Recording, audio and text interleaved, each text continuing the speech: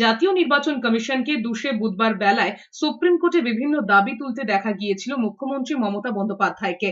ঘটনাচক্রে সেই দিন রাতেই মুখ্য সচিবকে চিঠি পাঠিয়ে জাতীয় নির্বাচন কমিশন জানিয়ে দিল রাজ্য কি কি পদক্ষেপ কার্যকর করেনি। চিঠিতে তারা জানিয়েছে, ভোটার তালিকায় গড়মিলের অভিযোগে অভিযুক্ত 2 ইআরও, 2 এইআরও এবং একজন ডেটা এন্ট্রি অপারেটরের বিরুদ্ধে রাজ্য এফআইআর দায়ের করেনি জনপ্রতিনিধিত্ব আইনের আওতায়। কমিশনের অনুমতি না নিয়ে শুনানি আধিকারিক নিয়োগের কারণে একজন এইআরওর বিরুদ্ধে কমিশনের শাস্তি প্রস্তাব কার্যকর করেনি নবান্ন।